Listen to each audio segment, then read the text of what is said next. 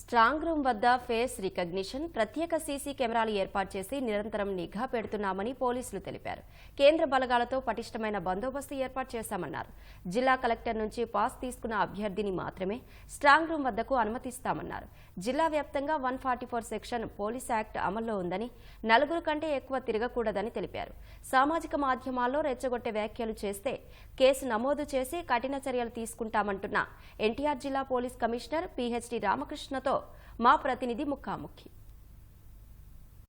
రాష్ట్ర వ్యాప్తంగా ఎన్నికలు ముగిశాయి. ఈవీఎంలన్నీ స్ట్రాంగ్ రూములకు చేరాయి. అసలు స్ట్రాంగ్ రూముల వద్ద ఎటువంటి భద్రతా ఏర్పాట్లు చేశారు, ఒకవేళ అక్కడికి వెళ్లాలంటే ఎటువంటి నిబంధనలు పాటించాలి, జూన్ 4 కౌంటింగ్ వరకు అక్కడ ఎటువంటి జాగ్రత్తలు తీసుకుంటూ ఉన్నారు అని తెలిపేందుకు మనతోటి ఎన్టీఆర్ జిల్లా కమిషనర్ PHD రామకృష్ణ ఉన్నారు. వారిని అడిగి పూర్తి వివరాలు తెలుసు.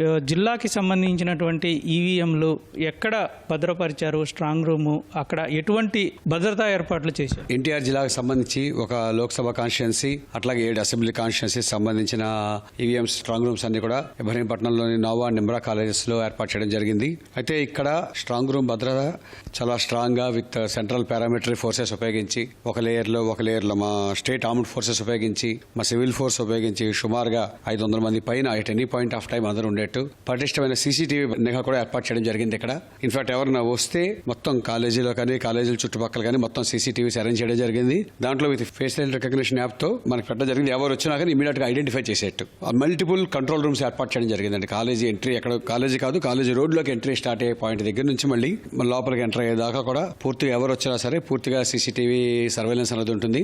రెండోది, ఎవరైనా స్ట్రాంగ్ రూమ్కి రావాలనుకుంటే ఓన్లీ అభ్యర్థులకు సంబంధించిన ఏజెంట్లు మాత్రమే రాగలుగుతారు. ఎవరైనా ఎట్ ఎనీ పాయింట్, అది కూడా కలెక్టర్ గారు ఇచ్చిన పాస్ తీసుకుని వస్తేనే అలౌ చేయడం జరుగుతుంది.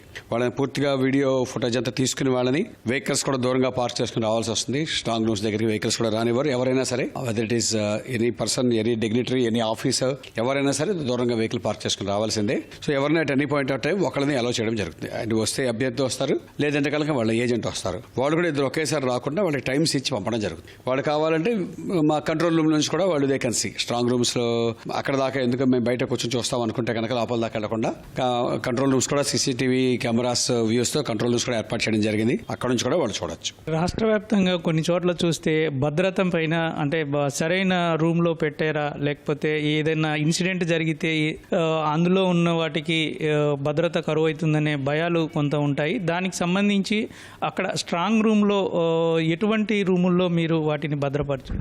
లేదండి, స్ట్రాంగ్ రూమ్ అన్నవి అభ్యర్థులు కూడా వచ్చారు మొన్న చాలా చోట్ల, లేదా వాళ్ళ ఏజెంట్లు వచ్చారు. వాళ్ళ ప్రెజెన్స్ లోనే ఆల్ ద ROs ప్లస్ వీళ్ళు అభ్యర్థులు అంతా కలిసి చూసుకుని అంతా సేఫ్ అనుకున్న తర్వాత అందరూ అక్కడ కలిసి చూసి ఒక ఫొటోస్ కూడా అక్కడ తీయించుకొని మేము అంతగా సర్టిఫై చేస్తున్నామని చేయడం జరిగింది. సో పూర్తిగా ఫుల్ ప్రూఫ్ ఉంటుంది అక్కడ, అందులో మీకు అసలు ఇబ్బంది అనేది ఏమి ఉండదు. అయితే ఇప్పుడు కౌంటింగ్ కి ఇప్పుడు ఎన్నికలు పూర్తయిన తేదీకి సుమారుగా 2 వారాల పైన మధ్యలో సమయం ఉంది. ఈ సమయంలో అక్కడ భద్రతతో పాటు అటు ఈవీఎంలని బయటికి తీసుకువచ్చేటప్పుడు ఏ విధంగా మీరు ఈ కౌంటింగ్ కేంద్రానికి తీసుకువెళ్తారు, ఎట్లా ఉంటుంది? ఈసారి మన కలెక్టర్ గారు కానీ టీం కానీ ROs కానీ చేసిన ఏర్పాట్లు ఏంటంటే కౌంటింగ్ రూము స్ట్రాంగ్ రూమ్ పక్కనే ఉండేది చూసుకున్నారు. సేమ్ బిల్డింగ్ లో పక్క రూమ్ లోనే ఉంటుంది. సో దీనివల్ల ఎటువంటి ఇబ్బంది అసలు కలిగే అవకాశమే లేదు. త్రూ ప్రాపర్ బ్యారికేడింగ్ ద్వారా కౌంటింగ్ మన స్ట్రాంగ్ రూమ్ నుంచి కౌంటింగ్ రూమ్ లోకి వెళ్ళిపోవచ్చు. మీకు అసలు అలాంటి ప్రాబ్లం అంటే ఏం రాదండి. అయితే ఇప్పుడు ఎన్నికలు జరిగిన తరువాత కొన్ని చోట్ల జిల్లా పరిధిలో కూడా కొన్ని చోట్ల రెచ్చగొట్టే వ్యాఖ్యలు చేశారని ఇట్లాంటివి వస్తున్నాయి. వాటిపైన మీరు ఎటువంటి నిఘా ఏర్పాటు చేస్తూ ఉన్నారు, ఏ విధంగా మీరు వాటిని పరిశీలిస్తారు? విజయవాడకు సంబంధించి ఎన్నికలు పీస్ఫుల్ గా అయిపోయాయి. మొత్తం మన విజయవాడ ఎన్టీఆర్ డిస్ట్రిక్ట్ లో అక్కడ స్మాల్ టెన్షన్స్ విలేజెస్ లో తప్ప ఎక్కడా కూడా ఏ రకమైన ఇన్సిడెంట్స్ లేకుండా ప్రశాంతంగా ఎన్నికలు అయిపోయాయి. మన స్ట్రాంగ్ రూమ్ చుట్టుపక్కల కూడా సెక్షన్ 144 ఇంప్లిమెంట్ చేయడం జరిగింది. అలాగే సెక్షన్ 30 పోలీస్ యాక్ట్ కూడా అమల్లో ఉంది. దీని ప్రకారం అంటే ఎవరిని చిన్న ప్రొసెషన్ తీయాలన్నా, ర్యాలీ తీయాలన్నా, ఏం చేయాలన్నా సరే పర్మిషన్ తోనే చేయాలి తప్ప వితౌట్ పర్మిషన్ ఎవరు చేయకూడదు. చేస్తే కనుక వితౌట్ పర్మిషన్ ఖచ్చితంగా యాక్షన్ తీసుకోవడం జరుగుతుంది. సో అందరికీ విజ్ఞప్తి ఏంటంటే ఇది కౌంటింగ్ అయిపోయేదాకా కూడా ఉందండి. మనకి నెక్స్ట్ మంత్ 20 తారీఖు దాకా కూడా ఉంది. సో అందరూ దయచేసి సెక్షన్ 144 సెక్షన్ 30 అమల్లో ఉన్నాయి కాబట్టి ఎవరు కూడా ఎక్కడ పడితే అక్కడ గుంపులుగా గుమ్మిగూడడం కానీ, ఎక్కువ మంది కలిసి తిరగడం కానీ, వితౌట్ పర్మిషన్ ప్రొసెషన్స్, ర్యాలీస్ ఇలాంటివి తీయడం కానీ, మీటింగ్లు పెట్టడం కానీ జరిగితే మాత్రం చాలా సీరియస్ సీరియస్ యాక్షన్ ఉంటుంది.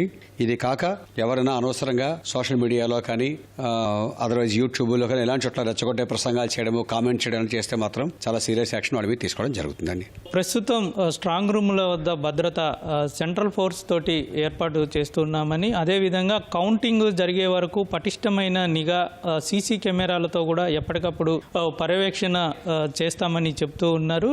అల్లర్లు జరగకుండా జిల్లా వ్యాప్తంగా ఎప్పటికప్పుడు వాటిని పరిశీలిస్తూ తగు జాగ్రత్తలు తీసుకున్నామని చెప్తూ ఉన్నారు. కెమెరామెన్ నాగేందర్తో జయప్రకాష్, ఈటీవీ న్యూస్, విజయవాడ.